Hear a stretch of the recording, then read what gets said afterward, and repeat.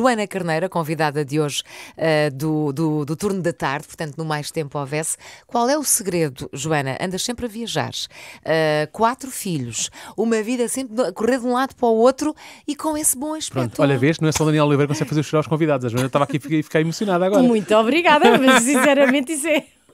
Eu fico... Mas estou a ser sincera, atenção. Sério? Sério? Não sei mesmo, porque não me sinto nada fresca a maior parte do tempo, mas eu acho que tenho uma vida muito boa, tenho a minha família saudável, o sol já apareceu, vemos um fim da pandemia à vista e o regresso da normalidade, já começámos a fazer concertos, acho que isso ajuda muito a elevar o espírito e eu acho que isso também tem alguma influência na nossa aparência, não é? Mas acho que é sobretudo sentirmos-nos bem e vermos uma luz ao fundo do túnel agora no fim deste ano tão difícil.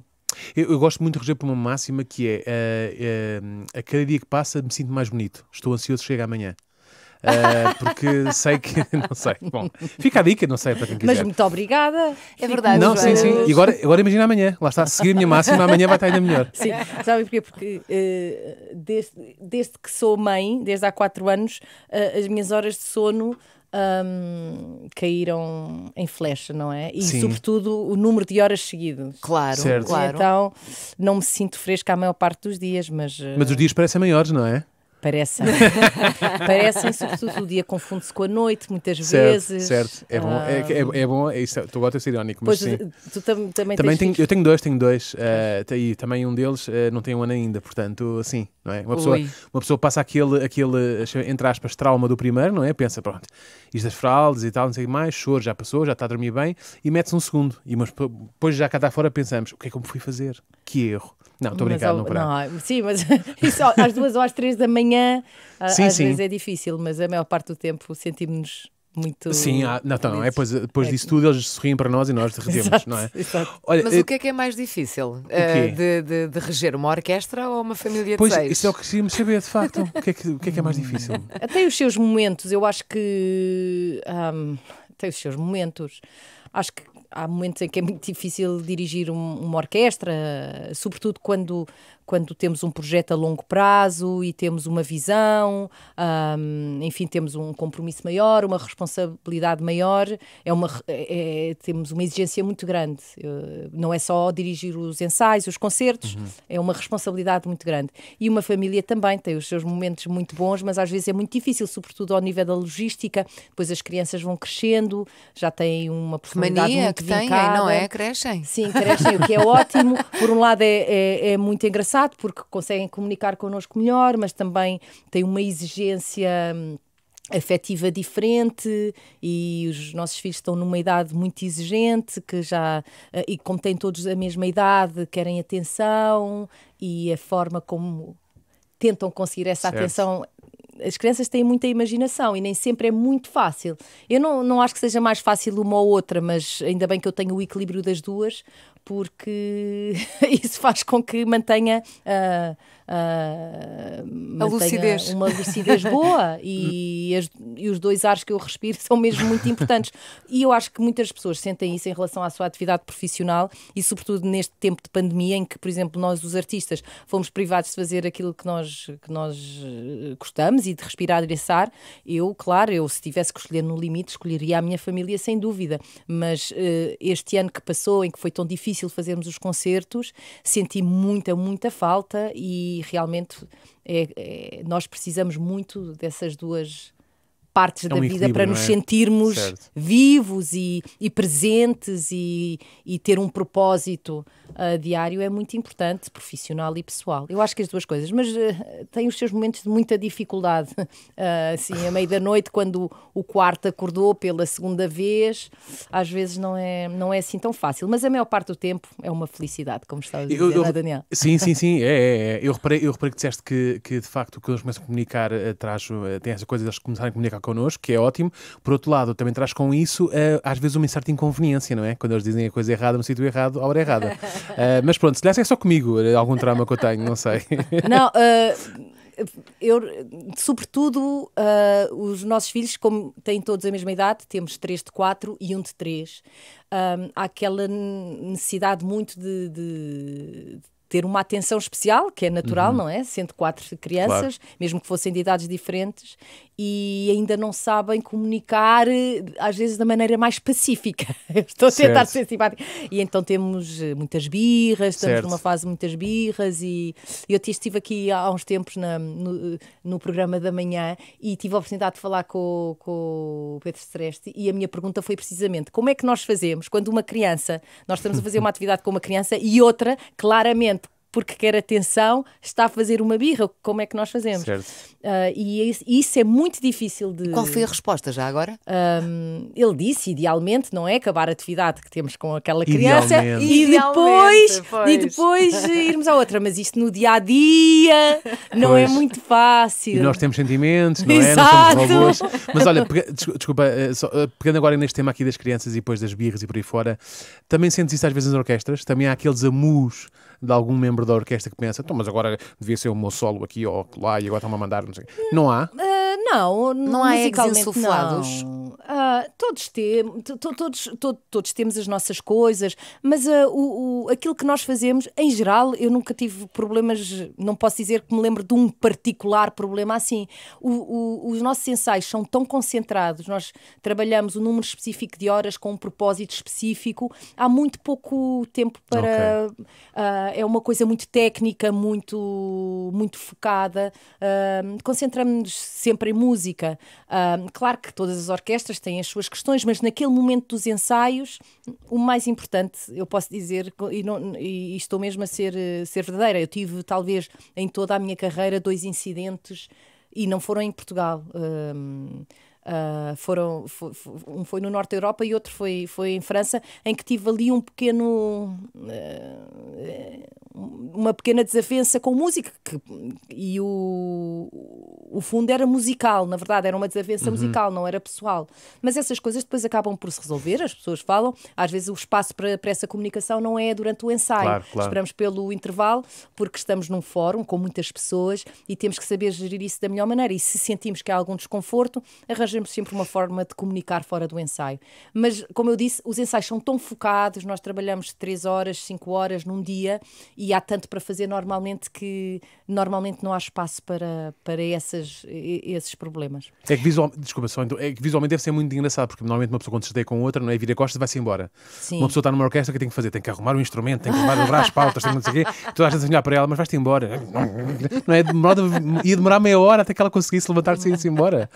Não, pois, mas nos ensaios não acontece. É uma coisa muito disciplinada, certo, muito organizada. Brincar, sim, mas a música propõe-se a isso. Lá está, é uma coisa tão técnica que é uma autopreservação, eu creio, que nós temos entre nós. Boa. Que se algum falhar, sabemos que o trabalho de todos os outros 90 vai ficar comprometido. Portanto, é uma questão, é uma questão natural. E eu muitas vezes, por acaso, me surpreendo com isso, porque já passei por muitas orquestras e sei que nem todos concordamos com as mesmas coisas. Claro. E há um maestro fantástico, é o Barenboim, e ele criou uma orquestra com pessoas, o Estevan, que se chama assim orquestra, e criou uma orquestra com vários jovens de várias religiões, e escreveu livros sobre isso com o seu cofundador Edward Said, e eles referiam precisamente que fora dos ensaios por vezes comunicavam, tinham fóruns de discussão, workshops, e os músicos diziam: nós, se nos encontrássemos na rua, talvez estivéssemos a comunicar com armas, mas aqui temos que nos sentar lado a lado a fazer música juntos. E eu acho que a música e a organização musical, como uma orquestra ou um coro, propõe-se a isso. É uma... Bonito. Independentemente daquilo que nós pensemos e passemos fora daquele momento, há ali uma autopreservação e um respeito maior pela música que ultrapassa normalmente essas coisas. Joana, como é que é o dia-a-dia de uma mestrina? Ou seja, no teu caso agora, lá está, tens 3 filhos com 4 anos. Sim. Um com 3 anos. Sim. O trabalho, não é? Portanto, toda uma orquestra para gerir. Como é que é o teu dia-a-dia? Acordas a que horas? Conta-nos assim para cuscarmos um bocadinho. Normalmente 6h30, 7h. Acordamos, porque nós deitamos os nossos filhos pelas 8, 8h15 para ainda termos algum tempo útil à noite, como como casal, como família. E eles vão de bom grado para a cama a essa Vão, hora? Estão habituados, é uma rotina, por isso, como se deitam cedo, também acordam muito cedo. Aí às 6h30 acordamos e eu gosto que todos acordemos cedo, porque aquele tempo de manhã é quando as crianças estão mais relaxadas, nós também estamos mais relaxados, e antes de irem para a escola, que só vão às 9, temos ali 2 horas em que fazemos as coisas com calma.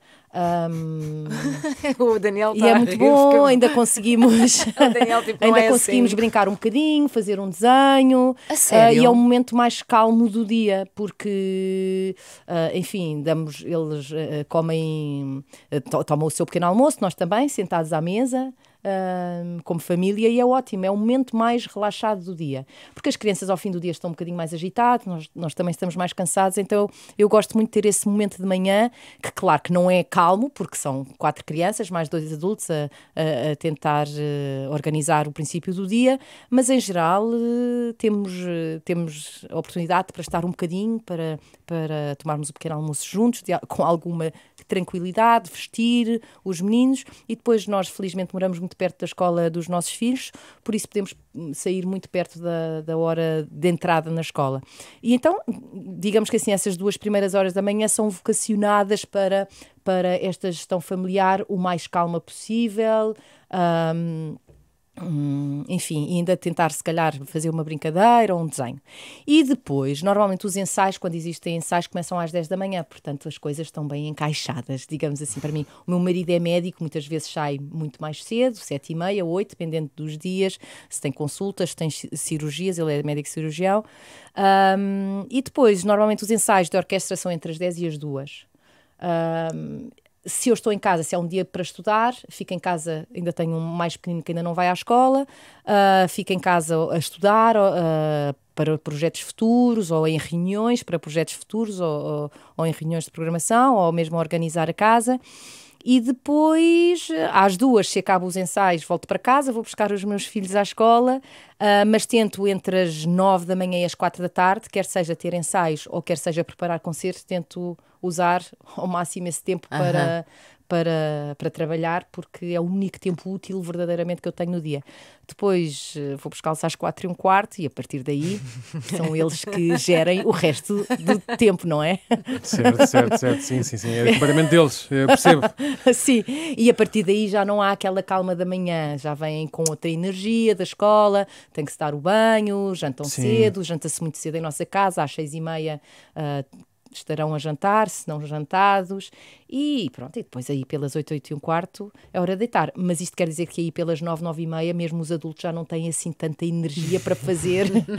Mas repara, eu essa hora nem pretendo correr uma maratona, estava só a estar vivo, não é? Estar acordado. Sim, mas às vezes tentamos ver um filme, tentamos os primeiros 5 minutos, ou os segundos 5 minutos, ou os terceiros 5 minutos.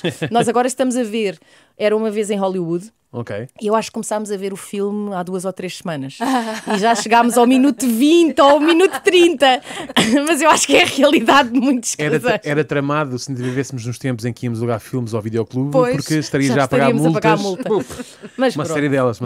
Assim, e se há concertos, evidentemente tenho, por exemplo, este fim de semana tive um concerto, mas foi às 11 da manhã, porque ainda estávamos com os horários da pandemia, mas se há concertos, também organizamos a nossa vida para que assim seja. O meu marido veio a este concerto, portanto organizamos. Mas, por exemplo, há 2 semanas estive a viajar e fomos todos para a Espanha. Fomos todos para Valladolid.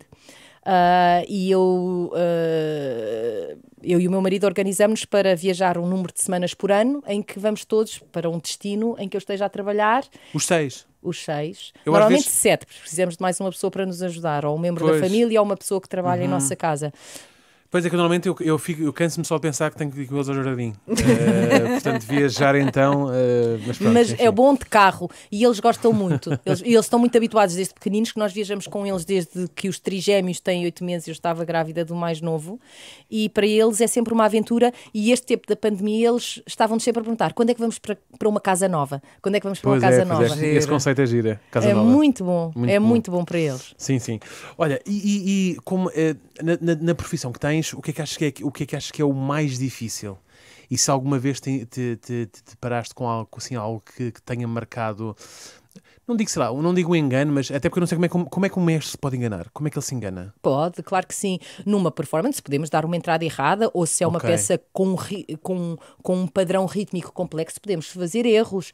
E já aconteceu, Soluças, não é? Soluças e aquilo mudar o ritmo. Sim, é possível. Ou... Eu estou a brincar, mas é possível, é possível. sim, Ok. é possível. Ou se, por exemplo, a música começa a um andamento e acaba noutro, mais lento ou mais rápido, se nós não temos um bom controle sobre essa variação de tempo, pode influenciar negativamente uma orquestra. Já aconteceu no limite ter que parar uma vez. Ainda hoje estava a falar isso com os músicos jovens. Há muitos anos, eu estava a dirigir o concerto Aranjuez em Los Angeles, era um concurso de guitarras, e o solista no concerto, era um concerto que estava a ser gravado para a PBS, portanto era televisão, e também estava a ser gravado para a rádio, e o solista esqueceu-se, teve uma branca, acontece, estava a tocar de cor, e parou de tocar e depois tentava voltar e não conseguia entrar. E eu, por falta de experiência, também não soube gerir aquilo muito bem, e eu comecei a ver que os músicos um a um da orquestra iam parando de tocar. E tivemos que parar, mas acontecem, sim, enfim, são coisas da vida. Certo. Mas eu fiquei tão traumatizada, entrei em pânico e depois está tudo a parar. Parámos e depois recomeçámos, mas enfim, são coisas que acontecem, mas eu durante muitos anos não dirigi essa peça. Ainda porque... Sim. Eu acho que não voltei a dirigir desde esse momento o concerto de Aranjuez, porque fiquei tão marcada por esse incidente. Isso pode acontecer. E já me enganei algumas vezes, por exemplo, se é uma peça com... Muitas vezes não, porque normalmente os concertos são o resultado de muitos ensaios, portanto há ali uma prática. Mas já aconteceu, a adrenalina. Muitas vezes a orquestra vai connosco, porque se criou ali uma empatia, já aconteceu, a orquestra simplesmente vai comigo e corre tudo bem, e outras vezes a própria orquestra, como conhece muito bem a peça, ajuda-nos e eles próprios resolvem a coisa, mas é raro isso acontecer. Eu posso dizer que isso é raro, mas com a adrenalina esse discernimento pode ter momentos de brancas, como quem toca de cor, acontece. É por isso que a música ao vivo tem esta dimensão também. Turno da Tarde, com Sónia Santos e Daniel Leitão, na Renascença.